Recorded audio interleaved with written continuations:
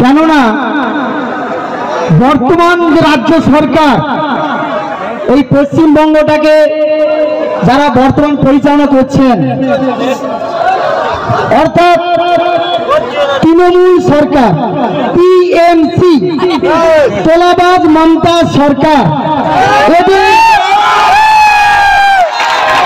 এদের এই লাল চোখ দেখিয়ে আপনাদের ভয়ে রাখতে পারিনি, আপনারা চলে এসেছেন, এই জন্য অজস্র অজস্র ধন্যবাদ।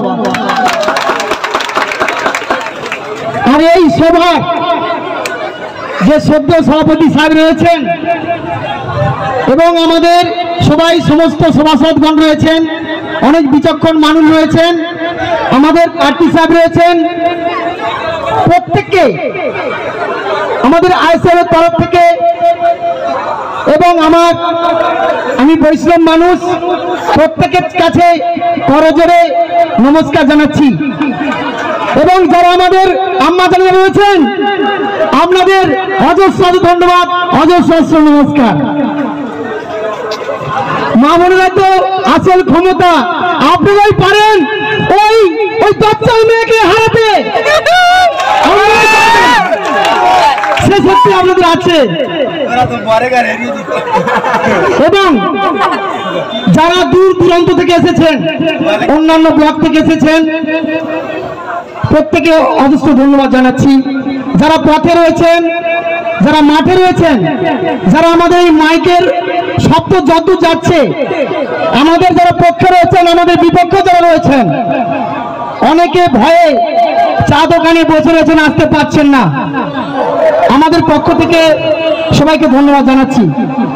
আমি বেশি কিছু কথা বলবো না, আমি বৈষ্ণব মানুষ, আমি যদি নওশাদ সিদ্দিকী ভাইজানকে যদি ভালোবেসে থাকি, আমি যদি সনাতন ধর্মের একজন মানুষ হয়ে যদি নওশাদ সিদ্দিকী ভাইজানকে ভালোবেসে থাকি, আপনারা কেন পিছিয়ে থাকবেন? আপনারা কেন পিছিয়ে থাকবেন বলুন? ভারতবর্ষ স্বাধীনতা পেয়েছে প্রায় ৭৬ বছর। এই সর্বপ্রথম ভারতবর্ষের বুকে এমন একটি দল এসেছে যে দলটি সার্বভৌম দল, আইএসএফ দল। আর এই দলটিকে যিনি প্রতিষ্ঠা করেছেন তিনি হলেন বড় ভাইজান আব্বাস সিদ্দিকী ভাইজান। আর আমাদের নয়নের মণি, আমাদের আইকন, যার আদর্শ, যার ভালোবাসা, এই যে এত লোকজন হয়েছে, যা লোক এখানে এসেছে, অনেক লোক আসতে পারেনি এই সভাতে, কেন অনেকে টোটো গাড়িতে উঠেছে, আমি খবর পেয়েছি, তাদের দিকে তৃণমূলের হাতবার বাহিনীরা আটকে দিয়েছে, কিন্তু যারা এসেছে তার 400 গুণ রয়েছে বাইরে। আমাদের এই সভাতে না অধীর আগ্রহী যারা বসে রয়েছেন, আমরা কোনো বিরিয়ানির প্যাকেট দিতে পারিনি, 50 গ্রাম মুড়ি দিতে পারিনি, সবাই এসেছে নওশাদ সিদ্দিকীর ভালোবাসায়। সবাই নওশাদ সিদ্দিকী আমরা ভালোবাসি, এইটা আমাদের ঐক্য।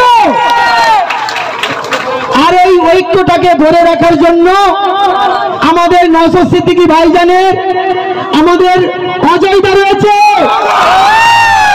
সেনার মনোনীত প্রার্থী অজয় কুমার দাস মহাশয় রয়েছেন, তিনি একজন অধ্যাপক মানুষ, তিনি একজন শিক্ষিত মানুষ। আমরা ভাবেন অজয় কুমার দাস